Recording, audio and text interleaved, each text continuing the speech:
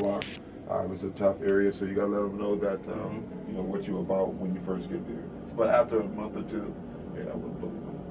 Okay, so you've seen both sides. So how's that helped you with bench bullying? Well, I understand people's situations. I can look at a kid and they can tell me their experience, and I will know right from their experience what to tell them, because I pretty much have experienced it all. From being bullied by my father, mother, by my friends. You know, it's different forms of bullying.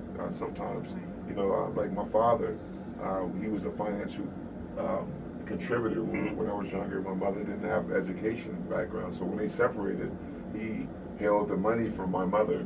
Things like that. That's a form of bullying. Not throwing my father in the bus, but it's a different example, his experience of bullying. With your experience, you know, not only personal, but with bench bullying, what are some common traits that we need to look for kids who are being bullied? You know, where we can, maybe they're sending signals out to us that we're not exactly paying attention to. Oh, absolutely. You have to. Me, I always talk to my children about every day. How was your day when you get home? Because you never know what they're holding from you, and what that'll do is that your children open up. If you become a friend with your children, you know, go in a room and be upset with what you hear from them. But when you're talking to them, act like you just their friends, because they open up more, and that will put a Band-Aid on all the tragedies that we're having in the schools, such as Santa Fe. You know, if we would have tuned in to that kid's life, if parents would have tuned into his life earlier, I think we could have prevented anything from happening, because sometimes it's taking conversation. So I'm trying to remember back to my youth days. I remember there was a time I was being bullied, and so I know a lot of it's just until I finally talked to someone about it, and I remember it was a principal or like assistant principal, like I had just reached my limit. But until I reached that limit, I know, and you probably concur with this. There's a lot. Welcome to this special edition of Tornado Spotlight on K-Tor, the Tornado, and the Texas High School Radio Network. I am Mike Dudas from K-Tor, the Tornado, in the Anita Martini Radio Studio at Ball High School in Galveston, Texas. Today we have two special guests from the organization called Bench Bullying, and so we'd like to welcome them to the K-Tor microphones. And sir, introduce yourself. My name is Eric Crookshank. I'm CEO and founder of Bench Bullying, and today we have with us accompanied by RSVP Motivation. So your name is RSVP Motivation? No, my name is. I'm sorry. My name is. My name is Rashida, and I am the CEO of RSVP. Oh, okay, yeah. Motivation. But I was like, okay, that must be your stage name. No, no.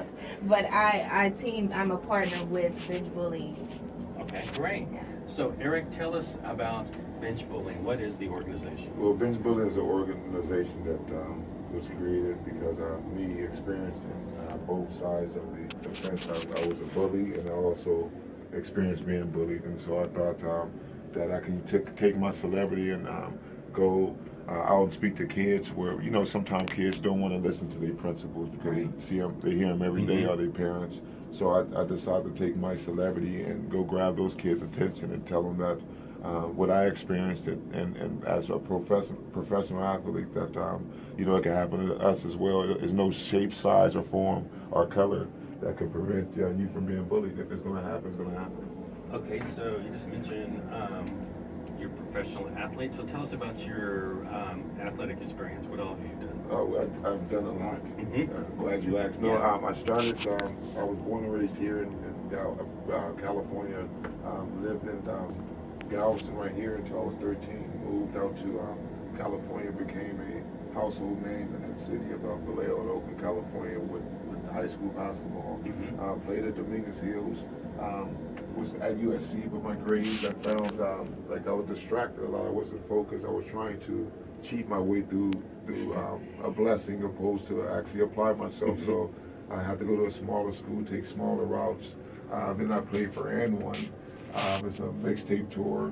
After that, went over to Canada, where I was a household name in a city called Halifax, Nova Scotia. Right, I've heard that. And I finished my career touring doing guest appearances with the Globetrotters for the last year.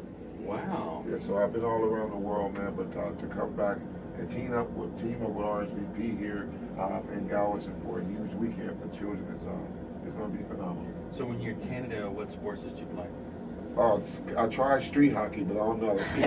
That's exactly what I was thinking. I was out there. Cause you know, I was out there too tall for it, man. I tried street hockey, and my favorite part with the street hockey is, you know, how all the people come together. Hockey is like a big thing in Canada. You just got like football here. So I heard you say, along your travels, you from the Oakland area, correct? Correct. How do you feel about the Raiders leaving Oakland? I'm not a Raider fan. Okay, so you really don't care. Yeah, when you're in the Bay Area, you can either like San Francisco Right. 49ers or Oakland. They're like